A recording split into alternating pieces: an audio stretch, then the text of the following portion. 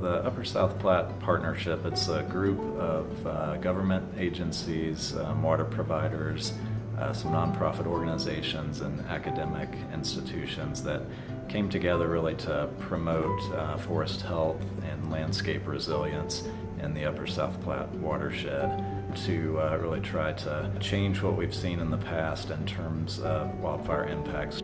We got involved with the Upper South Platte Partnership because a big area, a part of the area that the partnership is working on is within our fire district. We have about 20,000 residents that live in the Upper South Platte drainages that are all at risk from wildfires.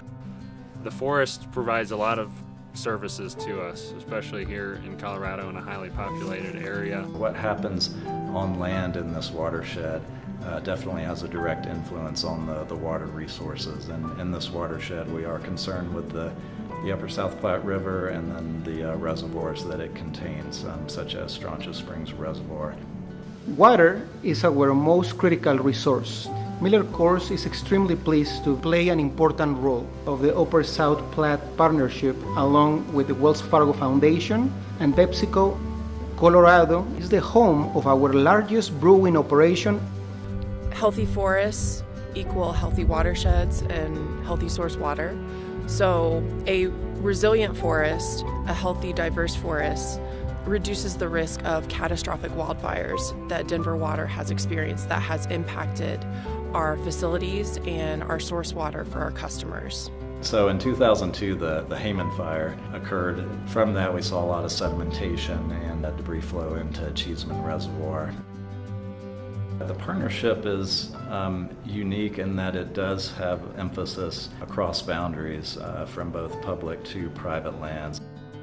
This is a 35-acre lot here. We lived on 2 acres because everything was just a wall of trees and it was impenetrable. Now we have meadows and we have much more habitat.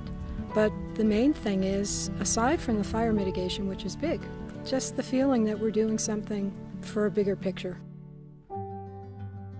This area that we're in right now is a good example of that, where the fuels have been treated to dramatically reduce the risk of high-intensity ground fires from burning into the communities surrounding this area.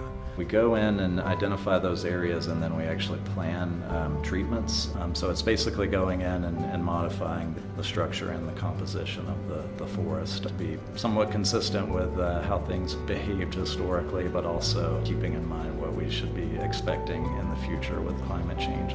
The potential impacts of not proactively managing for all the things that we care about that are connected with the forest, all those negative impacts have already been experienced. The importance of these types of partnerships, it's really immense in terms of being able to come together and expand on existing work to really get at the scale that we need to be working at. The scars are out there.